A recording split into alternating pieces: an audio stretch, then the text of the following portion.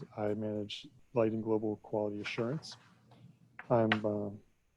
Today we're going to be talking about the new pricing that takes effect on October 16th.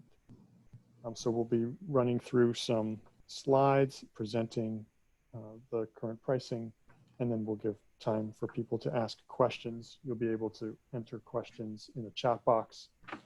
We're going to also record this session, if that's okay with everyone. And we will also be capturing the questions and putting them in writing along with answers to those questions and putting that on our website, making that available so everyone, obviously the questions won't be connected with individuals' names, so they will be anonymous. And we'll make those questions and answers available after the webinar, after the second version of this webinar, which is taking place about 12 hours from now.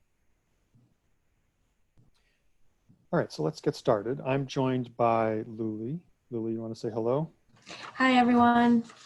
My name is Ana Luisa, but everyone calls me Luli. Yes, I work with Ari, representing CLASP, and with Kim Thorpe, who represents our partner lab in California. Kim, do you want to say hi? Hi, this is Kimberly Thorpe. I probably email with a lot of you on from the testing@lightingglobal.org email. And I work for Lighting Global, but from the Schatz Energy Research Center in California. And you'll hear more from Luli and Kim a little later in the presentation. So first off, we're going to look at what is quality verification and why is it valuable. Then I'll explain how we currently price our services and why we're revising our pricing, and then get into how the new pricing will work, go over some of the key features of the new pricing, and then Luli and Kim will help me by presenting some examples of how the pricing works with actual products. And then we'll do a comparison of the old and new pricing and answer any questions you might have. So first off, what is Lighting Global Quality Verification? This is a process that many of you know well, but I thought I would just run through it quickly in case there's anyone who isn't familiar with it. So it starts out by a company submitting a product, a Pico PV product or a solar home system kit, to CLASP and the QA team for testing and evaluation. We oversee random sampling of that product. We develop a test plan for that product and coordinate with the manufacturer to ensure that the samples are obtained and brought to a test lab. We assist and oversee the work of the test labs, review the test results, and make a determination as to whether the product has met the Lighting Global quality standards. If the product does meet the standards, it receives a specification sheet, a verification letter, and a listing on the Lighting Global website. And then those companies whose products obtain quality verification are eligible for associate services from the World Bank Group. And I'll explain in a moment what some of the other benefits of getting products quality verified are. You can qualify your products for various financial incentives. A number of development agencies and governments provide financial incentives to or for the purchase of quality verified products. You can use your quality verification status and the test reports that you obtain through this program to demonstrate compliance with national standards in countries that have harmonized their national standards with the Lighting Global quality standards. You can also send a signal to professional buyers and investors, such as distributors, that your products are high quality you can have full confidence in the accuracy of the test results, and you can benchmark your products against your competitors' products and get expert advice on how to improve your products. And we'll see a little bit more how some of these things work as we proceed. So first off, let's look at the current pricing. We have two main types of testing. Quality test method, QTM, which is sometimes called market entry testing. This is the initial testing that products get when they're first entered onto the market or in advance of market entry. We currently charge a fee of $1,000, whether it's a Pico product or an SHS kit, plus $50 for an invoicing fee, for a total of $1,050. The renewal testing is after the product has been quality verified for 2 years. It comes up for renewal. If a company wishes to extend its product's quality verification status, they can submit the product for renewal testing, for which we charge a fee of $500, again, plus the $50 invoicing fee. And I put this table together because I wanted to show the whole package of quality verification services, the fees paid to CLASP, in the context of the testing fees that the company pays to the test lab. And these numbers that you see in the next column, the typical testing costs, are what we've heard from companies that have gotten their products tested and from information we've gathered from test labs. And you can see that the total costs vary quite a bit depending on the complexity of the product being tested, but they vary from a low of $3,000 or $3,500 for a renewal test up to more than $10,000 in some cases for QTM testing. And then in the rightmost column, you can see the cost of our quality verification services as a share of the total cost. And that's somewhere around 15%, and could be lower if the testing costs are higher. So that just kind of gives you a sense for what the current situation is. So before we look at our new pricing, let me just answer a question that many people have, which is why change our pricing and why do it now? Well, firstly, we're seeing very strong demand for our services. We've signed about 100 testing agreements just in the past 12 months with companies, with product suppliers. And we're also seeing that the complexity in quality verifying products is increasing. That's because the products are becoming more complicated. They have more components. And just that means more work for us in designing the test plan and in reviewing the test reports. So our labor cost per product is increasing.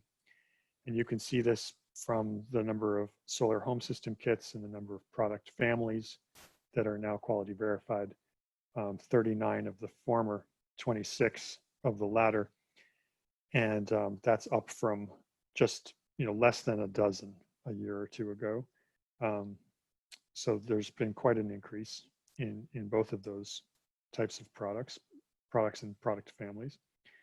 We're also acutely aware that the costs of the prices that we're charging, because it's a fixed price of $1,000 for QTM and $500 for renewal testing, the costs of quality verification are unfairly distributed across companies and across products, most importantly, because we charge the same $1,000 flat fee, whether your product is a simple solar lantern or a product family or a solar home system kit with 5 or 6 different components. And we'd like to put a change to that. Also, our pricing has remained unchanged for years. It's remained constant at $1,500, while our costs have increased. That's just the the fact of the matter is the costs always go up, and that's something that we face as well in our business. And lastly, that we find that industry has the capacity to cover more costs now than they did when this program started years ago. This is part of the what's sometimes called mainstreaming of the off-grid solar sector. In an effort to try to make product quality and quality verification processes kind of baked into the way companies do business in the sector. This is going to become a more regular part of how companies do business. And donors will continue to cover 80, maybe even more than 85% of our total costs. So while we're looking to obtain greater revenues from companies through these product fees, note that the program is still heavily subsidized. So here are the new pricing, or is the new pricing effective October 16th. And that means that we will use the new pricing for any testing agreements that we sign with companies after that date or starting on that date. And you can see in the left column the new prices, and in the right column the current price. I won't go through these in great detail, but I will point out one or two things about this. One is that instead of charging a flat fee of $1,000 for QTM and $500 for renewal, what we're moving towards a pricing scheme in which there's a base fee and then an additional fee. So the base fee of $300 or $100, depending on the type of testing, is assessed per testing agreement.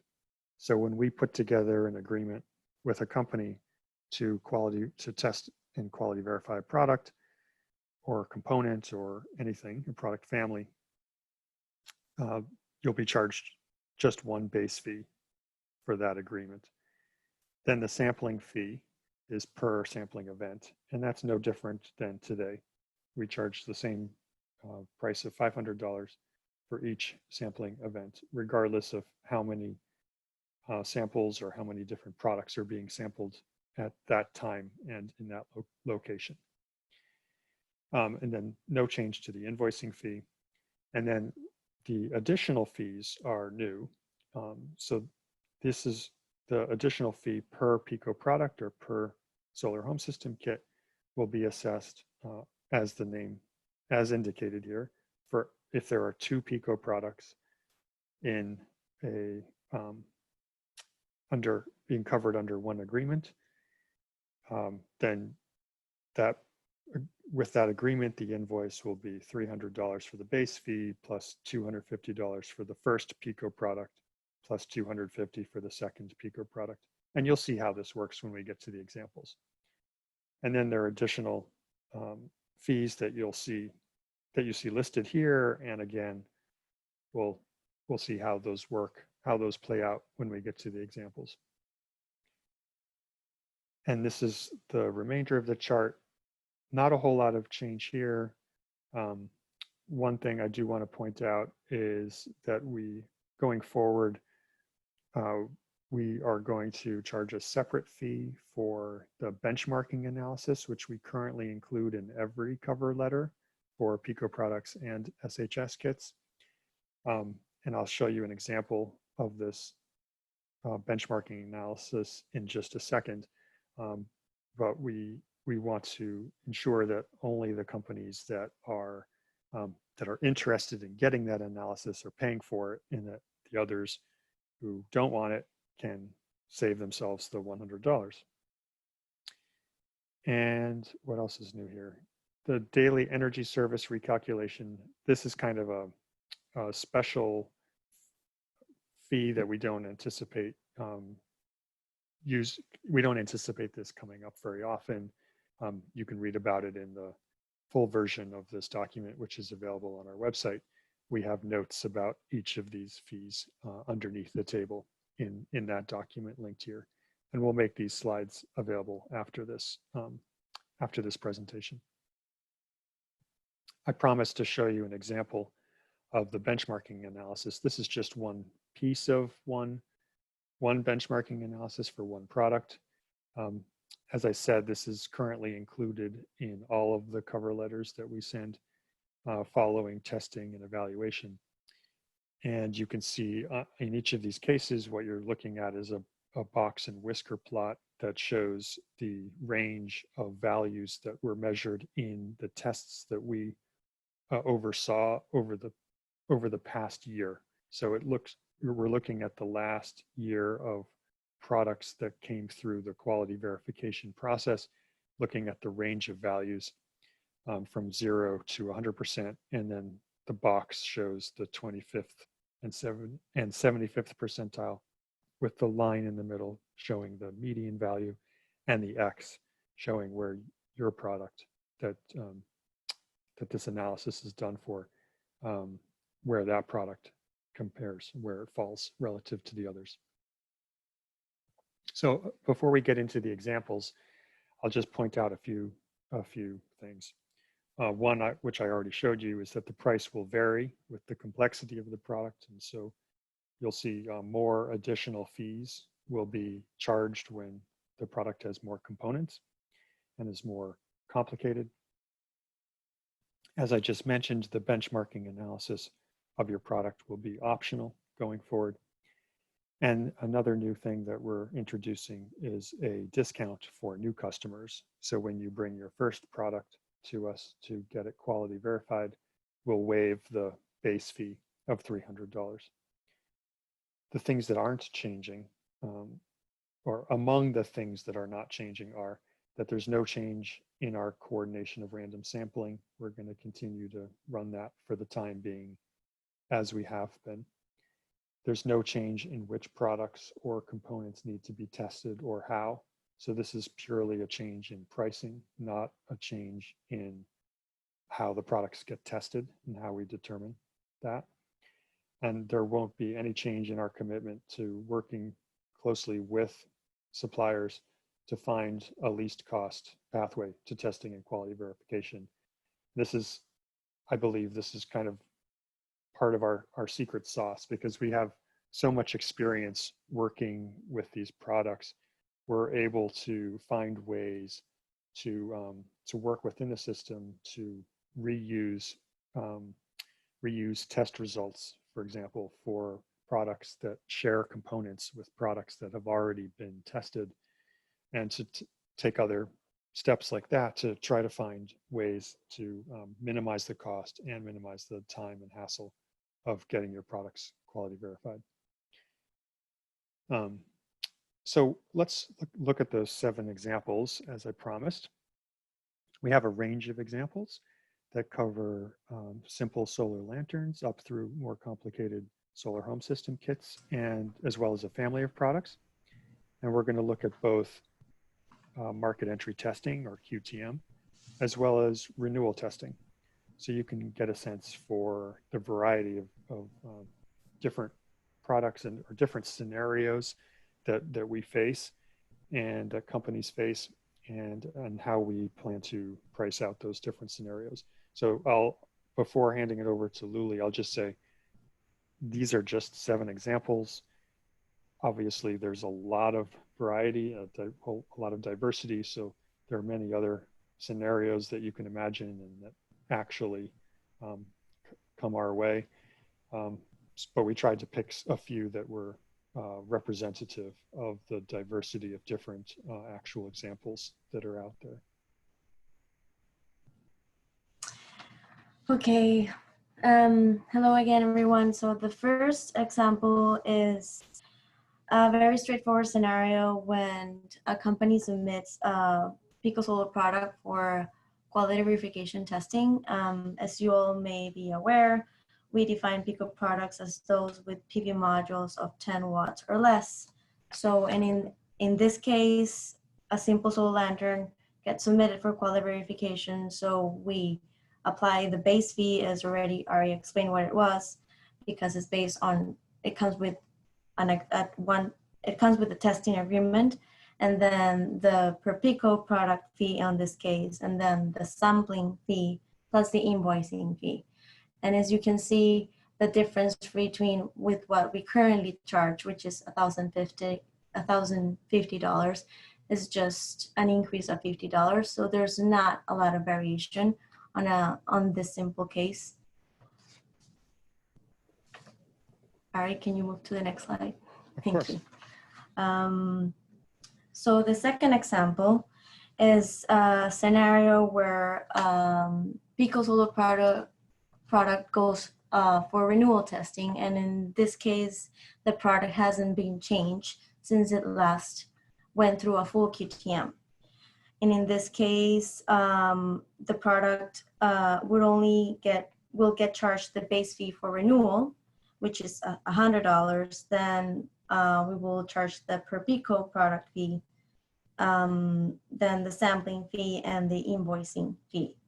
The difference between our current pricing versus the new one is a little bit higher, and it's only because our current pricing mainly only covers the sampling costs of taking a product through this process.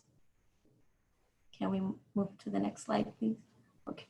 So example number 3 is a scenario where a company submits, for example, 2 identical products for quality verification. And as you all may be aware, according to our similar product for testing similar products, when companies offer product models that are essentially variations of an existing product, then we allow companies to go through the approach of fully testing only one product, and then conducting the targeted testing for the variant product. And that's what would happen on this case. But the pricing reflected here shows that, again, you have the base fee that comes with a testing agreement, and then you would have the per Pico product fee applied twice, because in reality you're submitting 2 products for quality verification. And then you would have the sampling fee, and it would be charged once if you have both products ready to be sampled at the same time and location, and then the invoicing fee. If you take the approach of submitting similar products at once and in one agreement, it would allow you to save a lot of money than by submitting these products at different times. Can we move to the next slide, please? Example number 4 is when companies submit a solar home system kit, which we define as those with PV modules greater than 10 watts. And this would be a case where just a simple kit that includes a battery, a solar module, and 1 light source gets submitted for quality verification. And for this case, we will have, again, the single base fee of market entry testing. Then we would apply the per SHS kit fee, and then the sampling fee plus the invoicing fee. And as you can see, because there's a difference between Pico and SHS kits, the per product type fee is a little bit higher, just to reflect that difference. And that's where that's why there's the price increase is a little bit bigger than in the case of Pico products going through QTM testing for the first time. Lily, can I yes. also add here that what we've shown in the diagram or in the illustration is just a single light source, but this SHS kit might have 3 or 4 or more light sources. As long as they're all identical, Yes. We just count it as one because it's only one for the purposes. It's only one light source for the purposes of designing a test plan. Yes, that's correct. Example 5. This is where we see how the adding additional fees come to play a role. And I will ask my colleague Kim to go in deeper detail about it after I just described generally what it is. This is where we have a company submits a solar home system kit, but this kit has additional components included in its testing. So for this case, you will get the base fee for market entry testing, then you would get the per SHS kit fee, and then depending on what the additional components included in the product, then those and the quantities of these components, then those additional fees would get reflected on that invoice. Kim, can you provide a description in more detail about a case like this?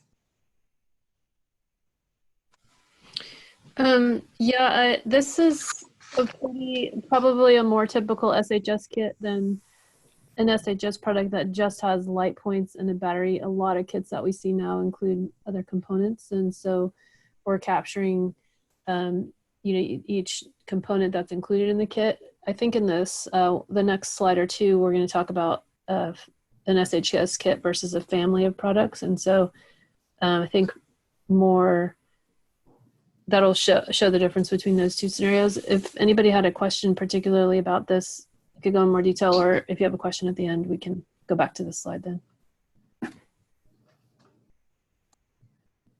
Kim, maybe you could say a word or two about the rationale for having a somewhat higher fee associated with components that include a battery versus those that don't. When there's a component that has a battery, we collect a more documentation before we start testing because we have requirements for battery safety. And then there's also additional testing that's required, which then leads to additional review. So the difference in the cost between a component with and without a battery is reflecting the amount of time it takes for us to gather all the documentation, include those things in the test plan, and then review the test plan, as well as add them into the spec sheets. Most of you have probably seen our standardized specification sheets, and they have a good amount of detail about each component that's in a kit. And so each of those things is a bit more time consuming for a battery, or excuse me, a component with a battery than a component without a battery. Great, thanks.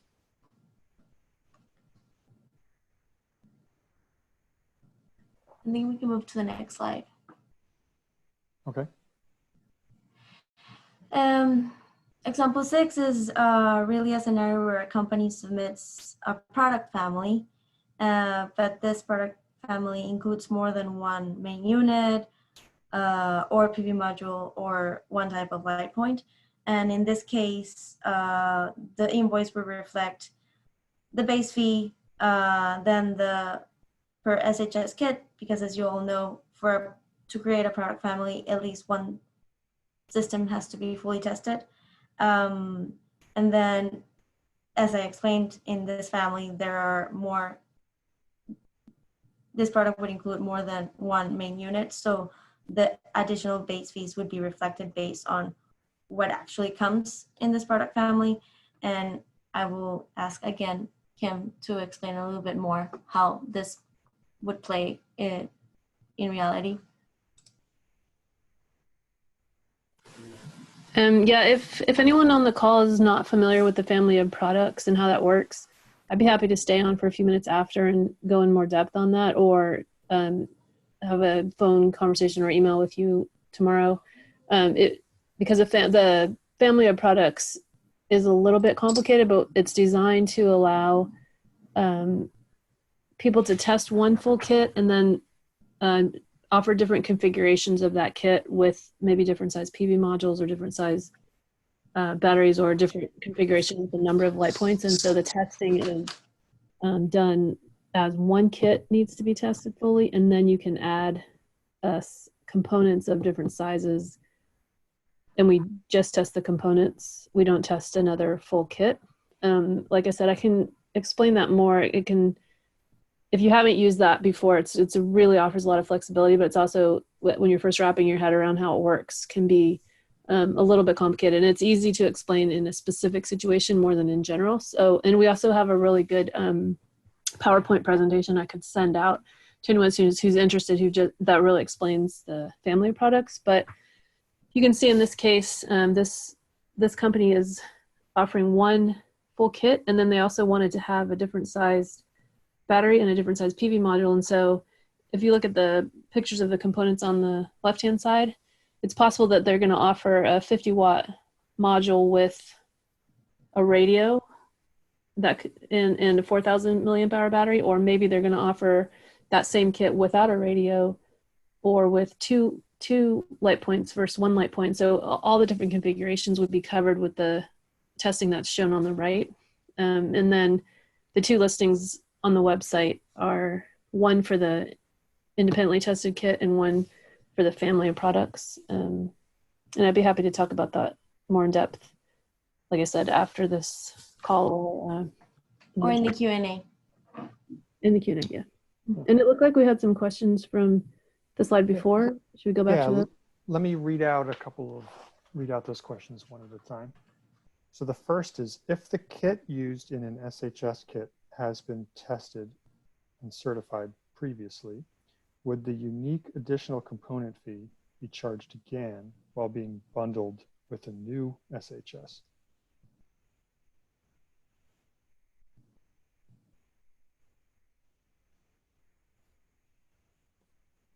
I guess I'm unclear on what is being asked. If the kit used in an SHS, does that mean the base unit?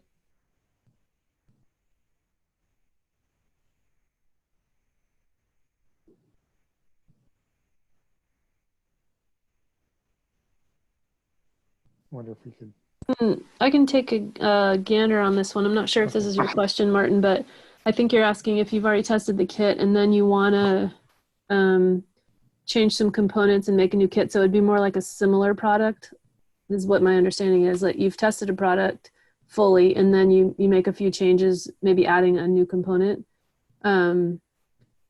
We would do it as a similar product, in which case you would pay, you wouldn't have to retest the whole kit, but we would just do targeted testing on the new component.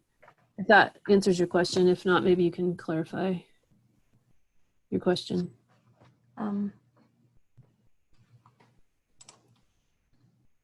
Let me allow Martin to. He just wrote, the kit could be a light spot which has been tested in an old solar home system. So you're saying, Martin, that you have different components that have been previously tested and then you want to combine them in a different way? Let me allow him to talk. Oh, okay. Sorry. Martin, you can talk now if you want. Oh, well, thanks, guys. Yeah. So I'm just want to ask if the one light spot has been tested in old SHS for the previous model. Would the unit additional component fee would still be charged? If we've already when I bundle it in new SHS. Yeah, sorry. Right, that's okay. If we've already tested a component, we don't need to test it again. We can reference the results from previous testing. So is that what your question is? If we could reference? Yeah, and then if I can complete the thought, then we would not charge the additional component fee for that component if it had already been tested and we were referencing the results from that earlier testing, right?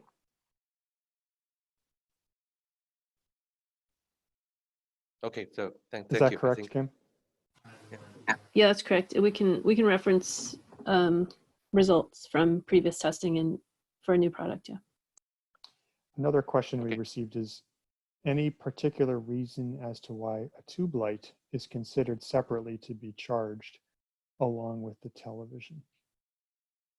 And I think here charged doesn't mean electrically charged, but rather a monetary charge. And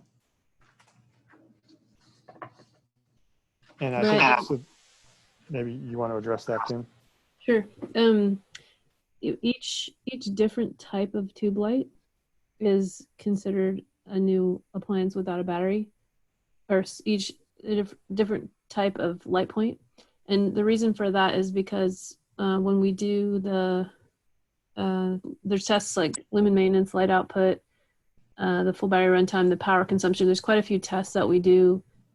If there were 4 tube lights that were just the same, we wouldn't need to do it 4 times. But if there was a tube light and a lamp, all that testing would need to be done on each of those light points. So each different type of light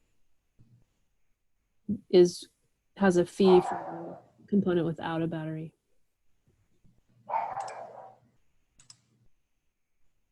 Did that make sense? Did that answer make sense? You can also use the chat if you want to send a message that way. I also got it, so just let us know if, okay, good. I'm getting a confirmation that the answer made sense. We got another question here. If we've signed the agreement before, does that mean that the new pricing will not affect us?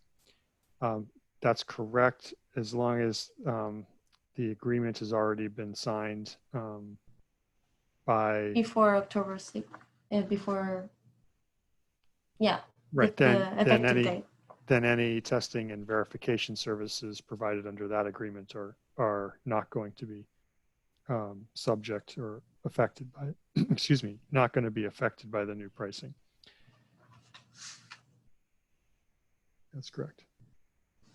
And do we, remind me, Luli, we sign first and then the company sign, or vice versa?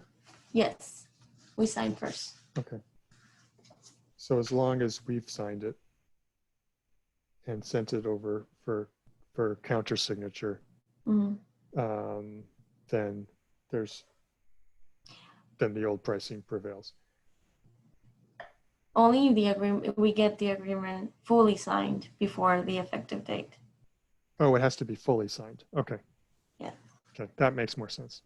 We should make sure that that's clear in the Mm-hmm. in our follow-up communications about this.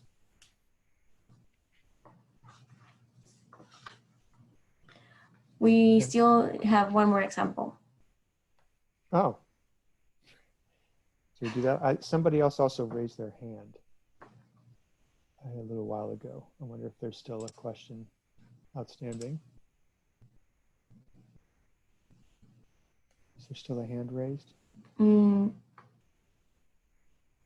I don't even know how to see that. I think we should go to the next example. And then if someone still has a question, then please. No, the hand was lowered. Okay, great. Next example.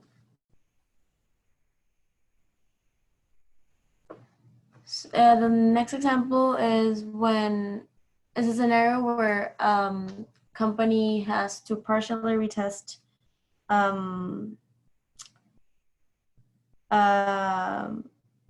a previously tested part of a product. In this case, we thought about a lamp, and the invoicing for this would just reflect again the base fee. In this case would be retesting, and then because for this particular example, what is being retested is one type of light point, you would get the per unique additional component without a battery fee, and then retesting requires sampling, so you would get the sampling fee plus the invoicing fee. There are other examples of retesting. I'm not sure, Kim, do you want to maybe describe other examples that we've seen come through our pipeline of products? Yeah, anytime a product doesn't meet the standards for something that can't be corrected, by changing the packaging or the ratings. We need to do retesting. I think the most common example of that's probably for battery durability. We would retest batteries. Sometimes lumen maintenance. Yeah. And just to be clear, so this could be a case where a product fails one or more tests, and so some components need to be retested. But it could also be a case where the manufacturer changes the design of of one component, say the lamp in this case, and so that lamp needs to be retested, right? Yes. But just to be clear, if you change a lamp in a fully tested product, the system tests would also need to be redone. So if you, example, increase the light output of a lamp, the power consumption would also be increased, and then therefore the runtime might be lowered. So there'd be more testing involved. And we would consider it a different product or a similar product if it had a different light point. So there would be some changes that you might make that would trigger additional testing, and then also possibly the new product fee as well. Which means they would have to pay the per Pico or per SHS fee as well. Right. Okay. Okay.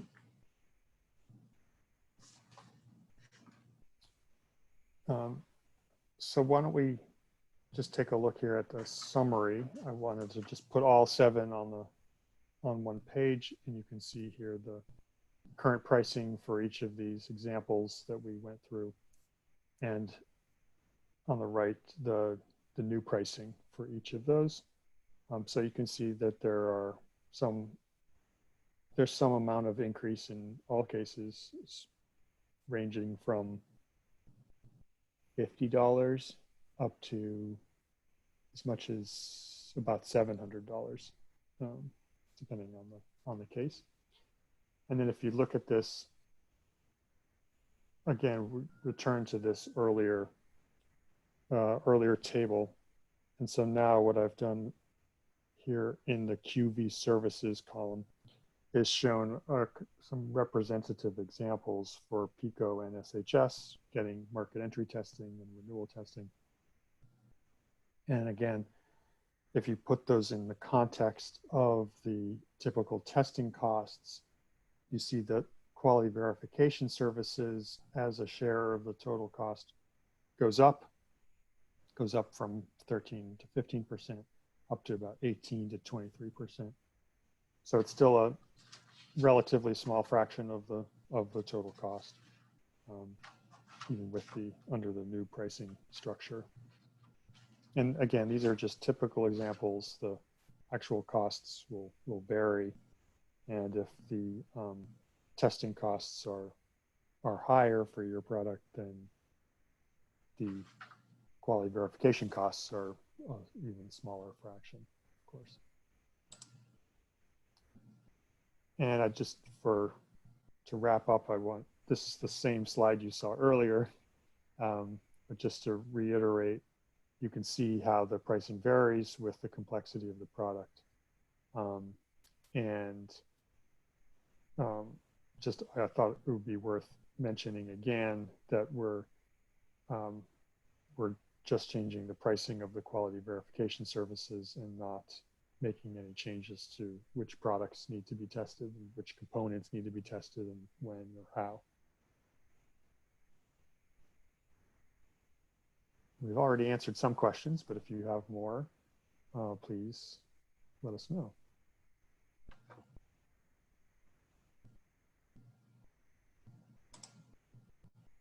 I hope that was helpful in terms of getting a better understanding of how the pricing works. Again, we have materials on our website that you can download. We're going to put all the questions and answers that we get from this webinar and the next one that's a few hours later, and put all those together in a document and share that also, so that people can hopefully get their questions answered without too much trouble. Ari, we have one more question. And And is there anything we can do to lower down the sampling fee? For example, would it be possible to allow the manufacturers to acquire sampling services from a Lighting Global authorized lab who's geographically closer to the location where the solar products are made? Mm-hmm. Yep, excellent question. This is something that we've been thinking a lot about recently, and we've identified a few possible options for how to bring down the cost of sampling. We haven't made any decisions as yet as to how we're going to do that, but this is something that we're going to continue to work on, and we know that it's something that is of great interest to multiple companies. So it's something that we're going to continue working on.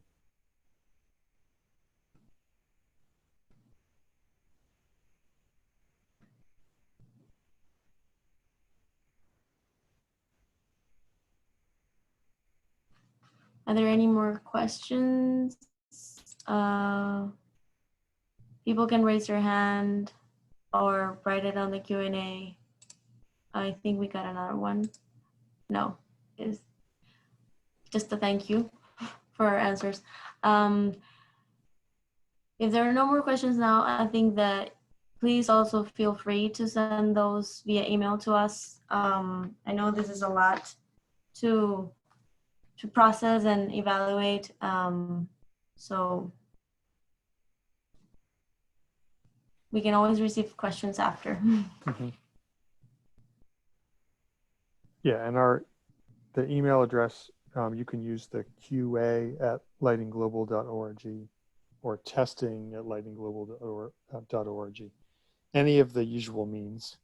And if you have trouble locating our email address, you can find it on our website.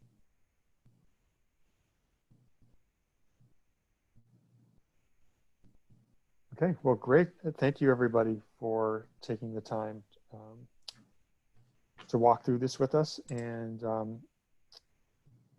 we'll follow up with once that Q&A document is available. Thank you for joining in.